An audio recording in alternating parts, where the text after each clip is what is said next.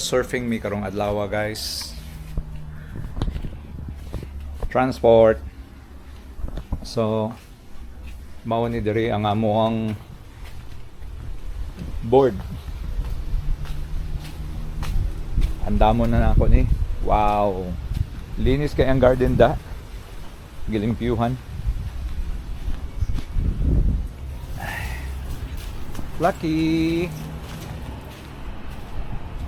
Linis ang garden. Mao ni ang gamiton.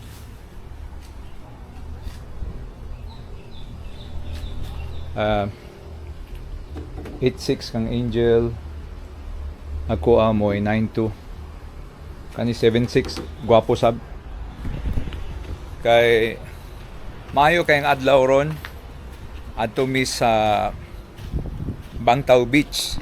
Sige naman mig anhas layan, so amo na pong sulayan ang mga area nga wala kayo na mo surfingan. So unsa pay dugayon? Woo! Weather report cloudy. So adto mi sa Bangtaw. Ang akong kuyog tara. Ibalik ang among team up. Tung gamay pa ni siya. Muy ga-encourage na ako og mag-surfing tadad. Okay guys. See you in Bangtaw. Mauna na guys ang inyong nakit-an ang ilang dalan karon sa Bangtaw. Dako jud kaayo og improvement. Gwapo na, accessible ng dapita dinha. Ang Bangtaw area, most of the people are staying there, mga Muslim, pero gi-improve gyud nila ang dalan og maayo. Nya daghan na kay mga establishment dinha nga natukod, like mga beach club naa dinha tanan halos. Nya mga hotels naa sa daplin sa beach, gwapo jud siya kaayo. Makita nimo nga murag naara ka sa syudad pero daplin na dahil na sa beach. So dinhang dapita paliko na ko ana pasulod dito sa beach nga among pagasurfingan, Bangtaw Beach. Nya dinhang dapita gwapo sab kaayo kay naay mga gitukod nga mga businesses.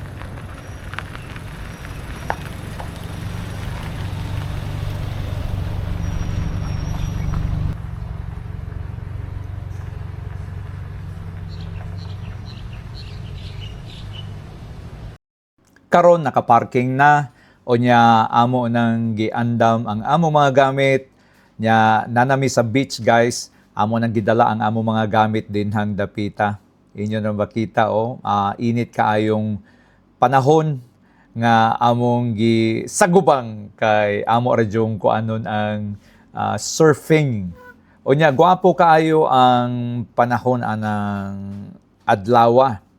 So gahapon di ay na tungod kay karon is June 9, kani June 8 namo ni dula ang among surfing.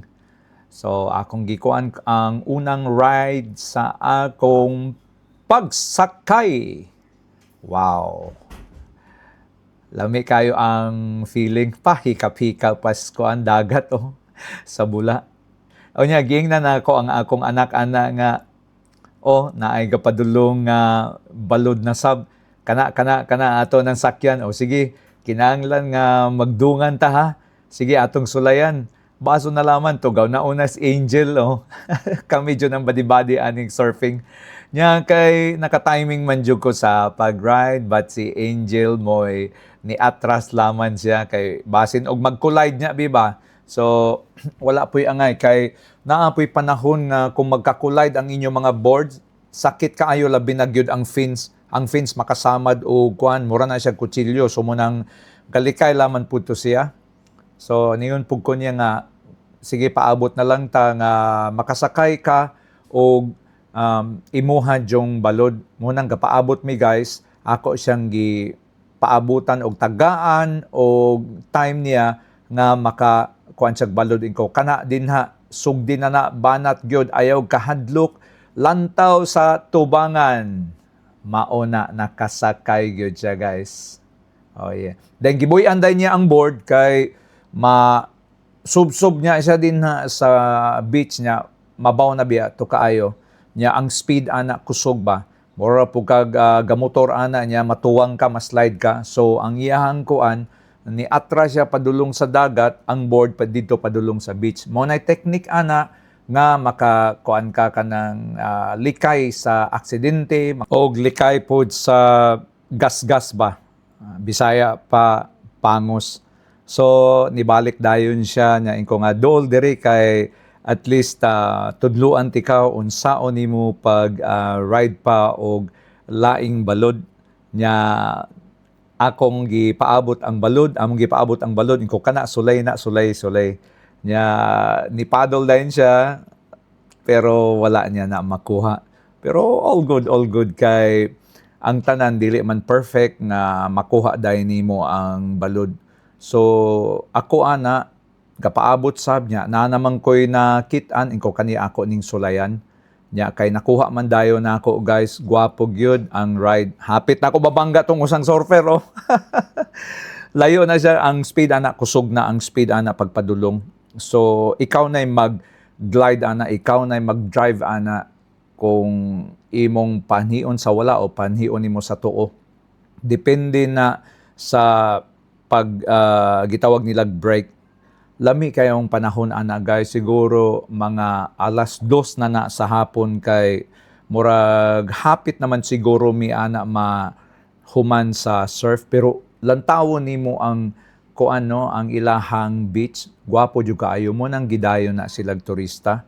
Nagpasalamat dahil ninyo sa inyong pagsuporta sa paglantaw sa akong surfing all the time. Nya daghan pa yung video nga akong i-post ana pohon. Daghang salamat sa inyong pag-follow, likes, o share.